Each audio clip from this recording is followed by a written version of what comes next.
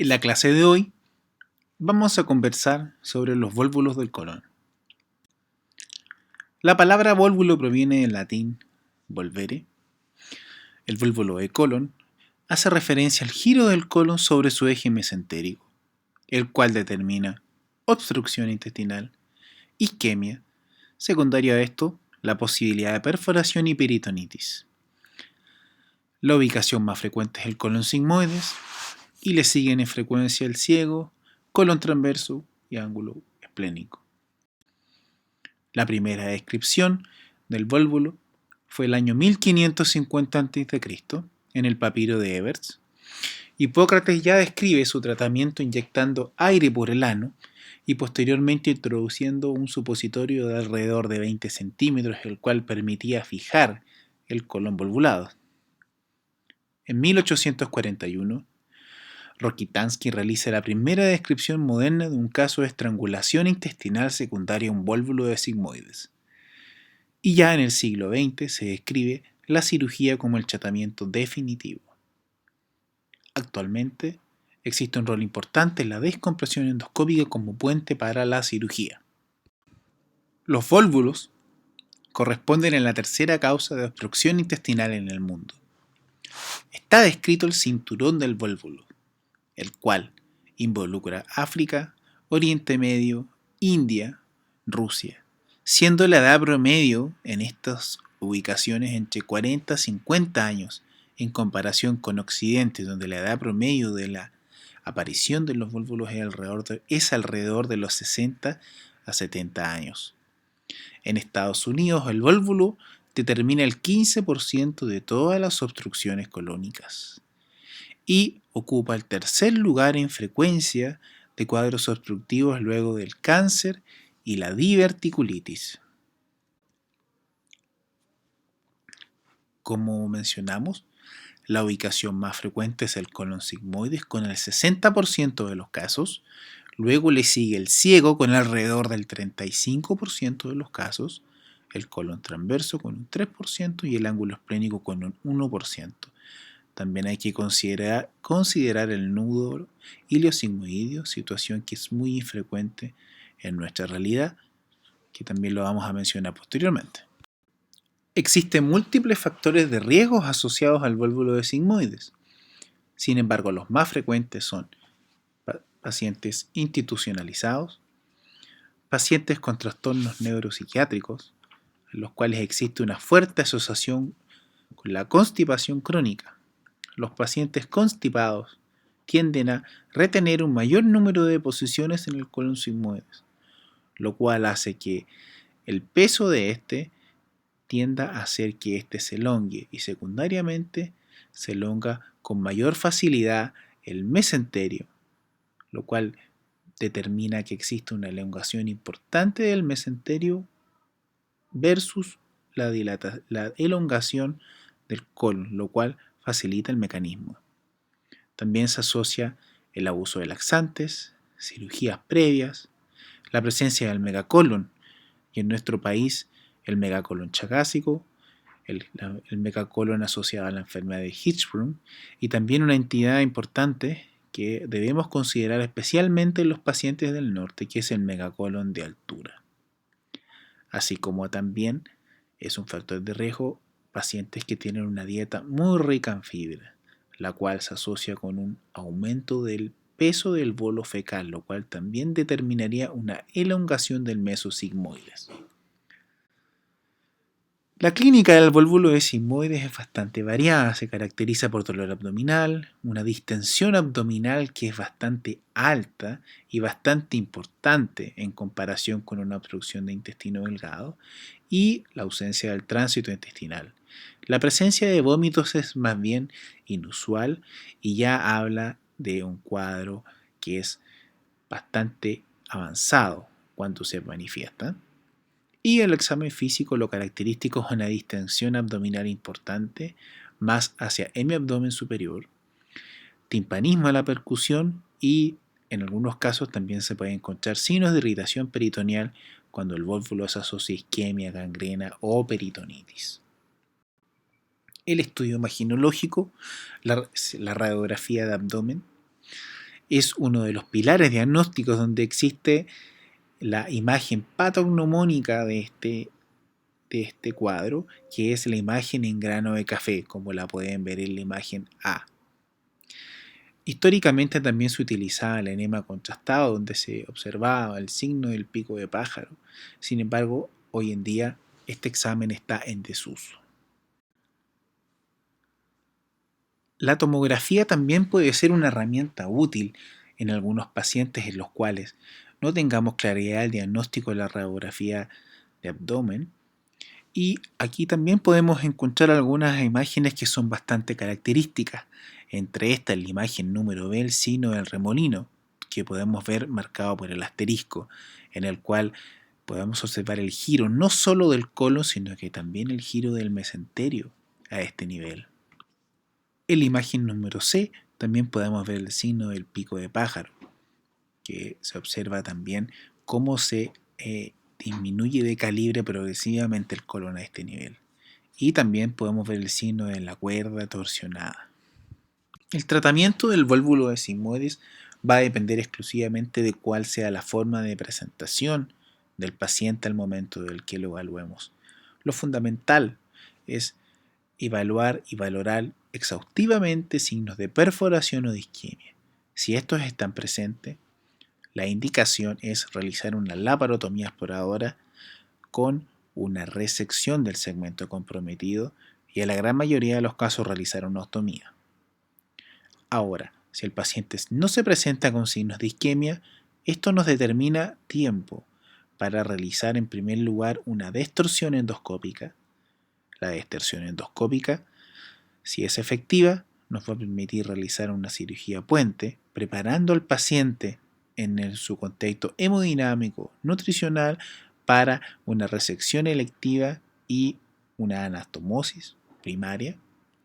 En cambio, si la distorsión endoscópica es fallida o no está disponible, lo que debemos hacer es realizar una resección de urgencia y en el intraoperatorio, considerando los hallazgos de la operación más las características del paciente, decidir si vamos a realizar una ostomía o si vamos a hacer una anastomosis primaria.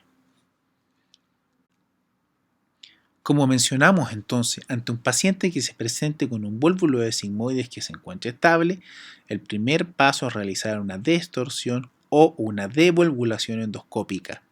Es el primer paso para el manejo de un vólvulo de sigmoides sin signos de complicación. Inicialmente, esta maniobra se realizaba mediante un rectoscopio rígido.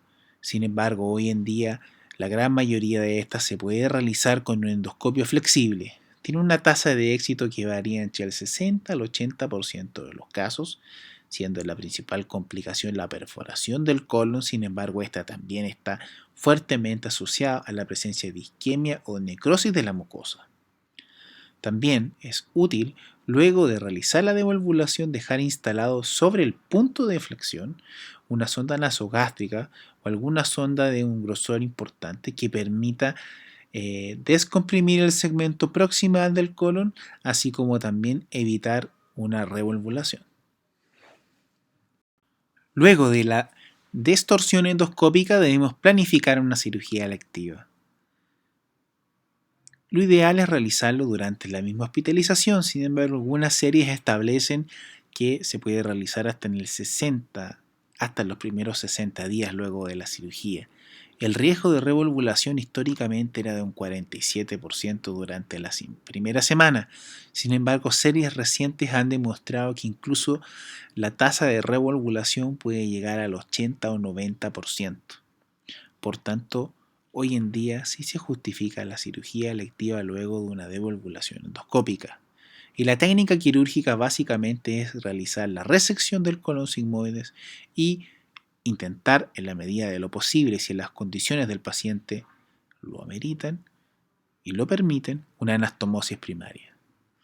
También hay discusión sobre cuál es el abordaje quirúrgico que yo debo realizar, si una laparotomía versus una laparoscopia, y aquí yo debo considerar la expertise quirúrgica así como también la comodidad con la cual yo quiero operar al paciente, porque debemos considerar que este va a ser un colon redundante, un mesenterio elongado, lo cual va a dificultar en forma importante la cirugía laparoscópica, así como también que un abordaje con una laparotomía transversa pequeña o un Pfannenstiel nos van a permitir realizar la cirugía en forma segura.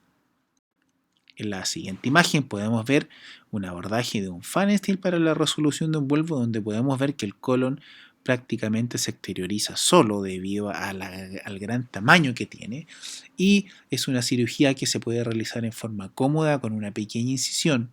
No requiere un control de los vasos a nivel de su nacimiento, y además se puede realizar una anastomosis intestinal mecánica sin mayores inconvenientes, e incluso, si lo permite, realizar un refuerzo de esta anastomosis. Se ha discutido ampliamente cuál es la tasa de recurrencia luego de la cirugía electiva. Sin embargo, es importante considerar de que la tasa es bastante baja, menor al 5%. Sin embargo, el riesgo aumenta ante la presencia de megacolon o de una dismotilidad colónica importante. También están descritos en la cirugía electiva técnicas que no son resectivas.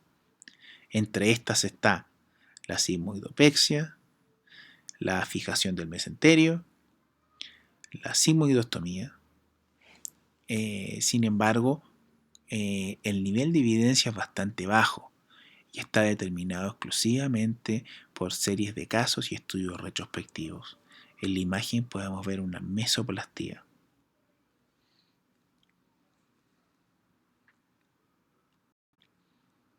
Cirugía de emergencia en el válvulo de sigmoides. Cuando el paciente tiene isquemia, signos de perforación, cuando el paciente no está en un centro en el cual no está la disponibilidad de realizar una distorsión endoscópica, debemos operar al paciente. La técnica quirúrgica es en general la misma que en la cirugía electiva: resección del colon sigmoides comprometido. Sin embargo, aquí debemos tener algunas consideraciones especiales. Entre estas, la primera, que ante la presencia de gangrena, el primer paso debe ser idealmente el control de los pedículos vasculares. Esto para evitar la inestabilidad hemodinámica secundaria al paso sistémico de metabolitos tóxicos derivados de la necrosis tisular, la cual está contenida en el segmento necrótico. Luego de realizar la resección debemos tomar decisiones.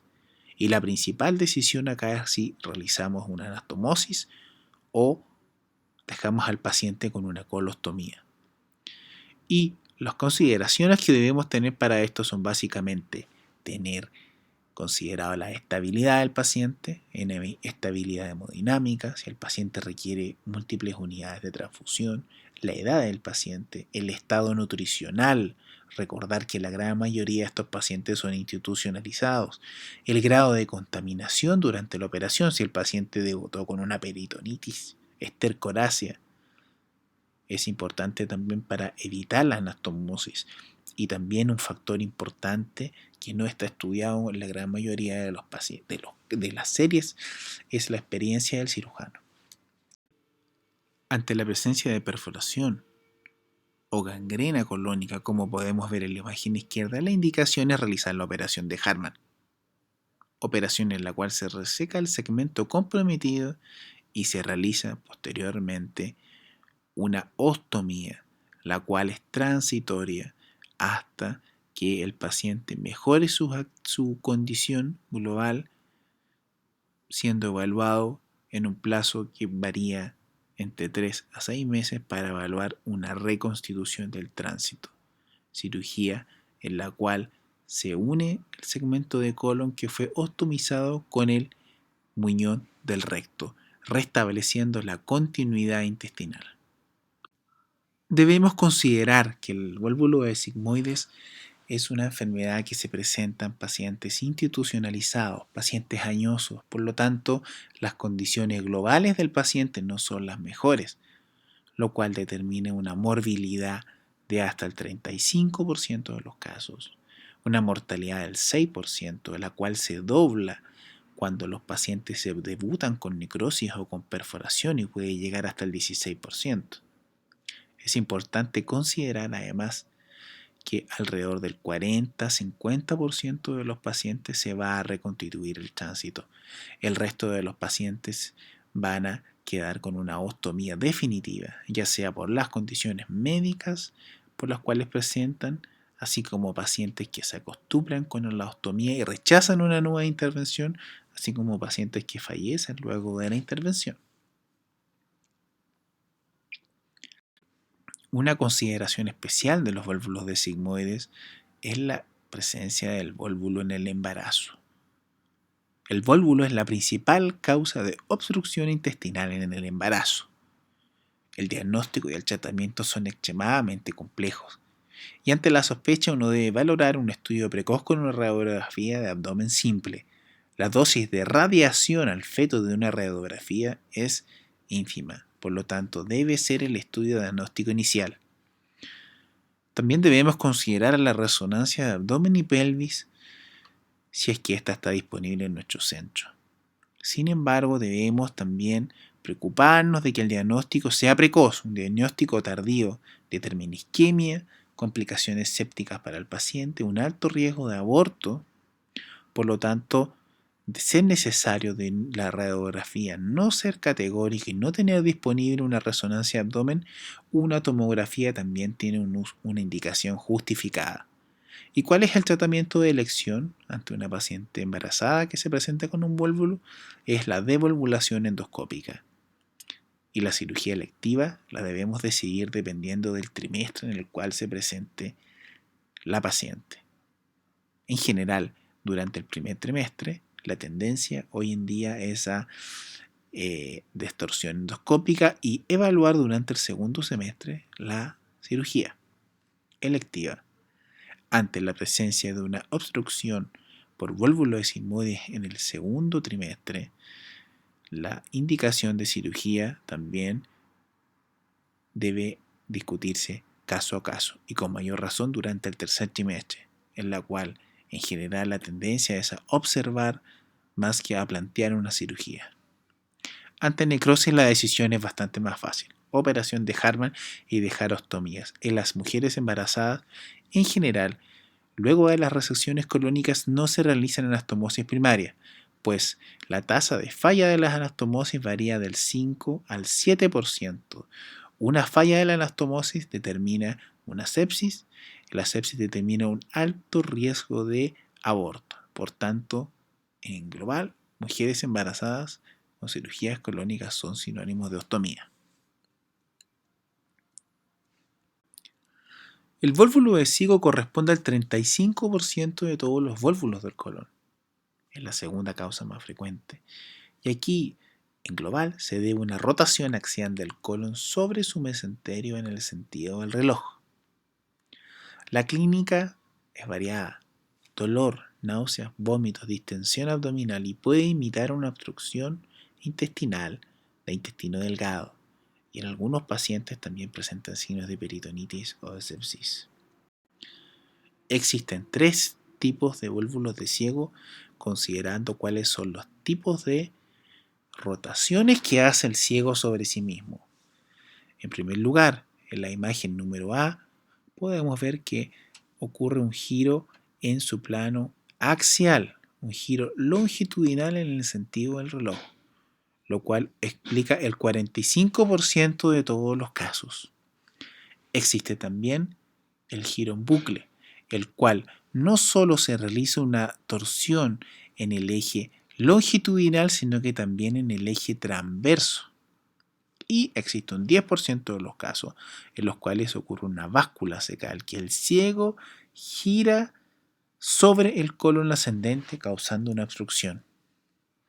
Es importante destacar la presencia de la báscula, ya que la báscula en general se asocia a la presencia de operaciones intestinales previas, adherencias, así como a la presencia de algunas bandas embriológicas aberrantes como las bandas de Ladd.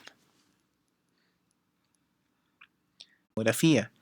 Entre estas la presencia del signo del pico de pájaro, así como también podemos ver en la imagen número C algunas adenopatías a nivel del ciego, los cuales actuarían como un eje de torsión. Por otra parte, en la imagen número E, el que es un corte sagital, podemos ver en el asterisco cómo el ciego está doblado hacia anterior sobre sí mismo y podemos ver hacia posterior cómo está el ciego, el colon ascendente, dilatado y lleno de líquido. Otra imagen característica es la imagen número 6 que nos pudiera sugerir un vuelvo de ciego, como es la medialización de la válvula iliocecal.